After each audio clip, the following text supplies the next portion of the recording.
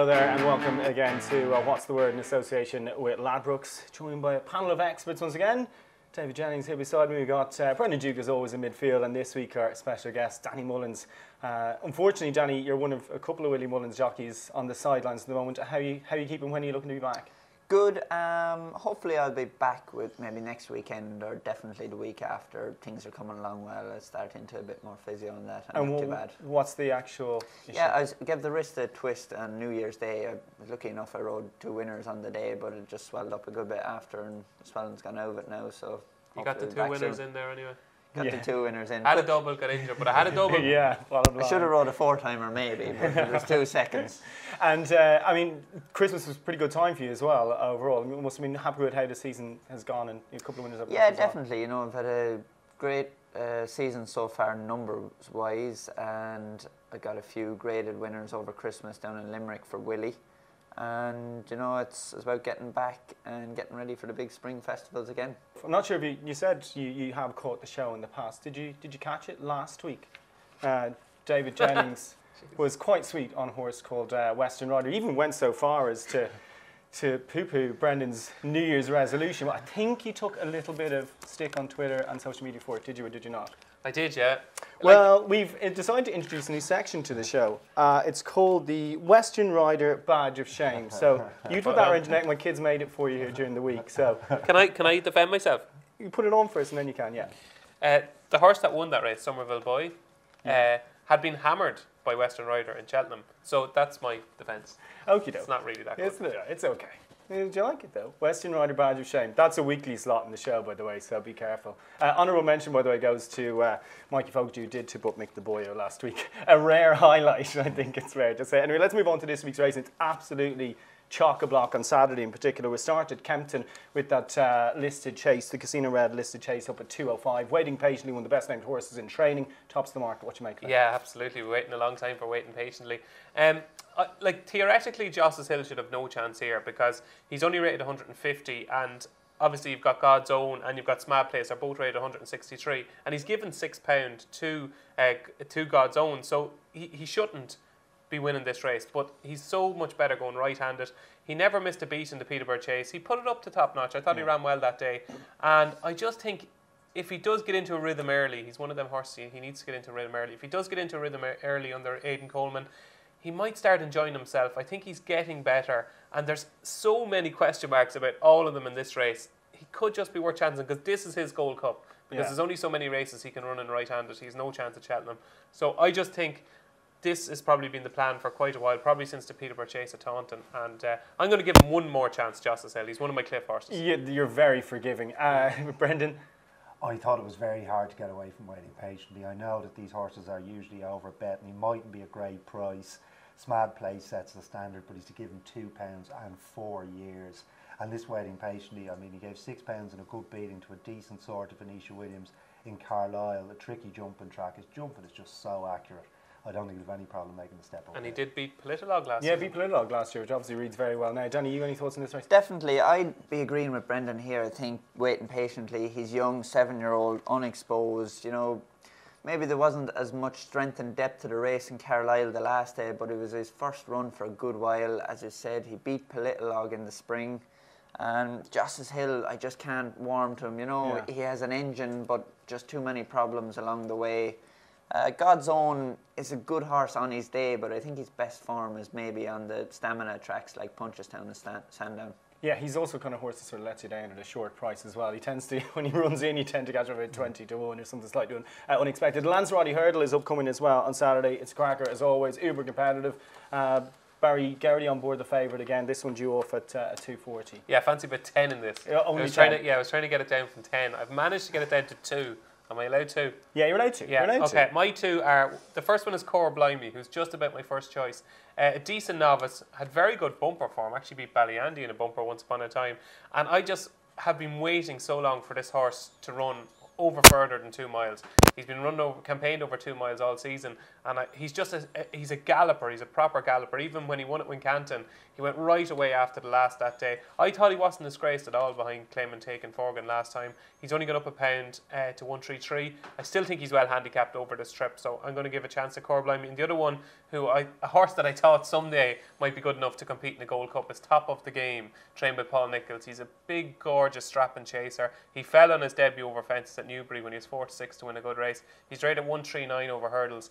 I just think he's the type of horse that could prove himself to be a lot better than that. But he hasn't ran in a long time. Obviously had problems, but he has a touch of class. But Corblimey and Top of the Game will be Top of the Game 20 to 1 there, and Corblimey 10 to 1. So yeah, Top of the Game 20 to 1. Yeah. Wow. Brendan, your thoughts on Lanzarote? I thought William Henry had the most potential in the race. I think he's 145 tomorrow, significantly with the boy Bowen taking 5 of that off, so 140. If you go back to his novice hurdle in Cheltenham when he split Holdstone and Poetic Rhythm, that was just 145. It was fun. He had a slight tendency to go to his right over hurdles, but over fences it was so much more pronounced. He was like this. Yeah, he nearly went off the track in Cheltenham. Yeah. So you can forget that run. He's back right-handed tomorrow, ideal conditions, and I think he'll prove the best horse in the race. A couple of these actually coming back from fences. As a jockey, was that something you'd worry in a race like this, Danny? You might worry about it over 2 miles, but here over 2.5, 2.5 it is, and I don't think it's going to be a worry. They might jump 1 or 2 big early on, but I wouldn't worry about that. Do you like anything? For me here, I go with River Frost. I think he's just still unexposed. Barry Geraghty is an unbelievable man, for a big day. Good hurdle here. One of the McManus horses, they've been setting him up for a good race like this, and I think he's the one to follow. William Henry, the £5 off him definitely brings him into it. Yeah. But I still think he's more exposed than River Frost, and I go with River Frost for me. Good stuff. Just a reminder about the betting. There's 11 to 2 Diaz de Bidef, William Henry 6 to 1, as is River Frost, and there's no way Top of the Game is. Sorry, 8 to 1 Top of the Game. You were getting me excited there. Yeah, well, 8 to 1 Top of the Game. Right, let's move on to Warwick. Hampton Novices Chase will come from Warwick. There's a really good card from there, so we'll fly through these. And the novices, Hampton Novices Chase. You have very fond memories of this card, Danny, a few years ago. Yeah, definitely. I went over 2 rides for Willie. Both of them won. The listed race on Black Hercules, who went on to win in Cheltenham after, and Thomas Hobson won the graded novice hurdle. Looking at the race this year, it looks between maybe Juliet Dawn and Miss Parfa, and I don't think the Honeyball mare is going to be good enough. She's done well winning, but let's say against mares, and when you come out of mares company back into opening company, I don't think she's going to be good enough here. Juliet Dawn, Harry Bannister, he's riding well this year, and I think he's going to be the one. Solid form, not standing out, but a gelding here, in again the geldings, the mare's going to have to step up an awful lot. Brendan, your thoughts? Well, it looks an ordinary race. This is maybe the definition of cheap black type, this race. Flintham is 5 to 1. He wasn't great at Exeter, but I think this track plays more to his strengths. He'll probably jump out in front. Nico maybe get a tune out of him. He is game. He will stay. He's about 5 to 1, but they're scratching around. Yeah, absolutely. Do you have a selection? I do, yeah. Of course you do. What? I can't believe they haven't mentioned it yet. I'm very sweet on Big River here. Yeah. I think Big River is the one to beat. It's rated 144, and I would forget its run at Haydock behind Clandas Obo. Haydock is a funny place. A lot of horses just don't act around there. He didn't act that day. It was 2.5 miles, and he just got taken out of his comfort zone. And I think Lucinda Russell's horses are in much better form now. I think of her last 12 runners, she's had 3 winners and 4 placed horses. Yeah. They're much better form now than they were before Christmas, and this is a class act on this ground. And I think 3 miles around Warwick, he's a good, safe jumper. As the lad said, this isn't a good race, and this is a good horse, so put them two together and you've got yourself a selection. There you go. The only thing now I find just with Warwick, down the back there's a lot of jumping. It takes a lot out of the horse, and while your selection, he didn't jump well enough maybe in Haydock. A bit slow, yeah. It was a bit slow. You'd think normally 3 miles would suit him, but Warwick, I found over there, them fences down the back, they can catch a slow jumper out very much here. The Leamington Novices Hurdle at Warwick as well, coming at 3 o'clock. This looks decent enough for you. A lot of these will beat him, but yeah, a lot of unexposed horses in here. I'm willing to take a chance on Paisley Park here for Emma Lavelle. again, a stable. Emma's horses are just coming into form now. I think 3 of our last 6 runners have won. And this Paisley Park, I think, would have beaten Vision the Flow at Hereford last time. Vision the Flow made a mistake at the last with Brian Cooper. But Paisley Park had travelled like a dream that day and was still hard in the bridle coming down to the last. He was second in a good bumper as well on its debut and quite unexposed. I just think it's a race where we certainly haven't seen the best out of some of them. Paisley Park could be a double figure price and could just be a bit above average. Good stuff. Anything in the Leamington for you? Yes, I agree with David. I was Really? Very good. Nodding. 10 to 1. Just I was expecting that. Well, Vision the Flow, he might turn out to be a disappointing horse. He's probably not going to live up to his price tag. But he's run a couple of decent races since coming to England, and he was going to put him in his place. The step up and trip would be a boon. He's just a relentless galloper, this horse. Jumped well. And Emma Lavelle strikes me as quite a softly trainer. So the fact that she's willing to pitch this horse in at this level, I don't think it'll be going off 10 to 1. The only thing I will say, she ran Court in Motion, a horse that good few years ago, viewers might remember Court in Motion, was arguably the best horse she's ever had. She ran him in this race and won it. So it's quite interesting that she's going for this race. You like to think trainers are creatures of habit. Danny, do you have anything to Leamington? Yeah, I think Mr. Whip, Henderson's horse here, I think he's improving all the time. Didn't win a point too impressively, but I think each run since then he's improved again. The top horse here, Nigel Twiston Davis, Count Maribel, you know, he's just too exposed for me. He's a solid horse. He'll be there going to the second last, but I think Henderson's horse could be one improving going forward. There's also the classic chase at 3:35. Obviously, one for Arthur last year. Do you fancy one in this? I do. I cannot understand. I want to have a word with the handicapper in England. Well, in a positive way, because he has dropped Missed Approach, £6. £6 for finishing 6th in the Hennessy. And I just can't get over it. He led coming to the third last. He ran an absolute cracker in a top-class Hennessy where he had Total Recall beating Whisper. Like, he ran a cracker that day, and he's been dropped down to a mark of 139. It's just incredible to be dropped that much for one run. 145 down to 139. He's certainly opened the door here, and if Missed Approach, again, he's a front runner. If he gets into a good rhythm early, off 139 on ground that he loves, he should be hard to beat. Brendan, do you have a selection here as well? Yes, I do. Well, it's more of a jockey angle. The Indian Castle runs first-time visor, but more significantly, first-time Robbie Dunn. Your best friend. Well, he's a bit like the 18, this young fella. If you've got a problem horse and no one else can help, call Robbie Dunn. And this horse, he's got the visor on for the first time for a reason. His jumping can be a bit sketchy, but I mean, he went off 7-2 favour for a Cheltenham Festival handicap of 140. He's down to 127 here. If the boy Dunn can work his magic, I think 10 to 1's a fair price there. Good stuff. Do you have a selection there? Yeah, I'm going to go for one left of centre as well. Good On stuff. the road, Evan Williams' horse, who racked up a few wins last year, had a bit of time off, came back and had a run over hurdles, finished second, looked like he gave a blow. And I think with the run over hurdles, they were maybe minding his mark to go for the Welsh National. And did he unseat at the third or fourth fence there? So I think maybe they're hoping to pick up the pieces here. If he had to exit later in the Welsh National, you'd be slightly worried coming back so fast. But the fact that he went early, I think he could be still one unexposed here. Good stuff. Obviously, we're at Punchestown on Saturday as well. Sky Bet Novices Hurdle there, the Moscow Flyer. Get a Bird represents Willie Mullins. It looks like Mengley Khan's going to run as well. Change the complexion of the race slightly. How's Get a Bird? Get a Bird, I think he's very good. You know, all the team are happy with him at home. And you know, he's improved every day. You know, he was very good winning his bumper in Fairy House last year, had some time off, and coming back, you'd always have a question mark whether he'd be as good, and definitely seems to look as good in everything he's done since. Mengley Khan is the obvious one. You know, he's a lot of talent, but you have to wonder, why did he run out the last day? You know, maybe it was just one of those things, but for me, any horse that runs out and wants to get out of it at that stage of a race, there's something at them somewhere, and I'd be keeping an eye on Mengley Khan rather than backing him at the moment, and I'd go with Get a Bird here. Good stuff. Would you be with Get a Bird? I would, yeah. Like Danny said, even before he ran through the wing, he was a little bit all over the place down the back straight, Mengley Khan. Yeah, he was.